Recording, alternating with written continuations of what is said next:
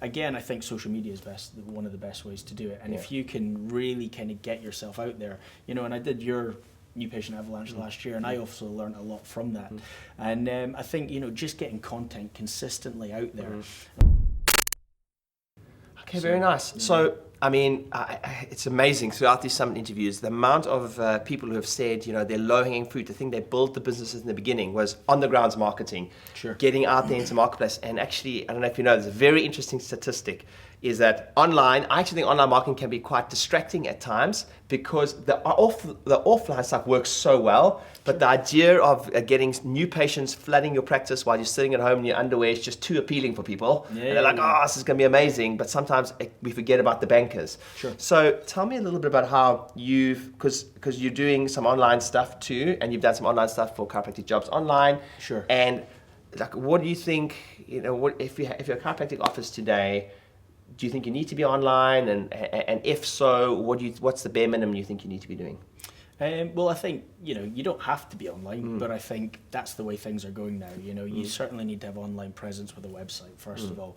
You certainly need to be making sure you're ranking on the first page or up there, But again, I think social media is one of the best ways to do it. And if you can really kind of get yourself out there, and I did your new patient avalanche last year, and I also learned a lot from that.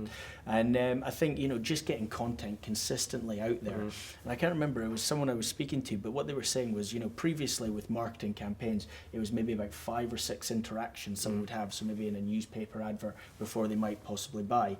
Whereas now with social media, they're saying maybe up to about 90 interactions before someone will do it. So the point is, you need to be getting that stuff out there consistently. So whether that's videos, whether that's your adverts, however you plan on doing it, and obviously you're going to know exactly what to do there, but it's consistency. I think that's one of the key things that you need to be doing. So if you are going to be doing videos, don't do one video and then it's the same with any marketing. Don't do one advert and then sit back and see how it works. You have to be consistent with it. Okay, so again, it's I think we underplay this in practices. Is it's all good and well to talk about that, but in the structure of a practice is like who actually does it. So like, if you can give us some insights, you're in the game, you're adjusting now, you're practicing now, you run more than one business. Like, how do you manage productivity? Because you're a busy guy. Like, I know you personally, I know you're doing a lot of stuff.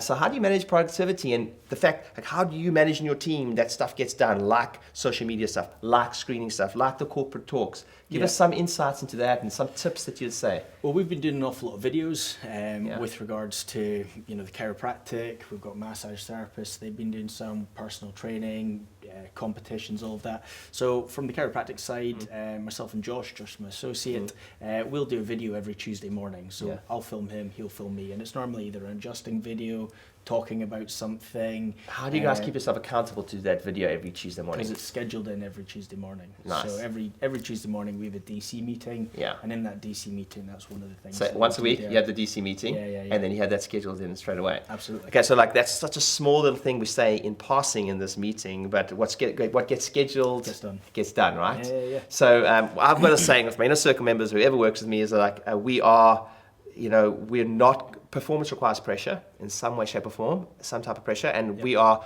by human nature, is that we're procrastinators. So if you didn't schedule it in every Tuesday, doesn't get done.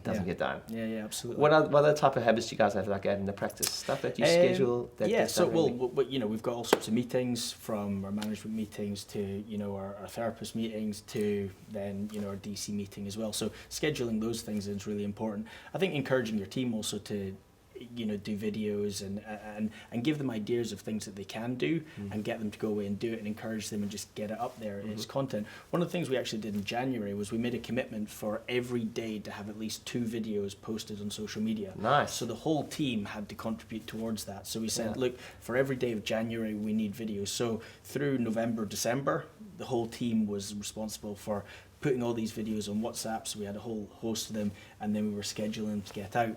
And I think, by committing to that 1 month was great, because then after the month, it was then just a continuation. People had already got into the habit. And, as they say, if you develop a habit over 30 days, it tends to stick a bit, and then, you can just continue it. So that worked for us as well. Very cool.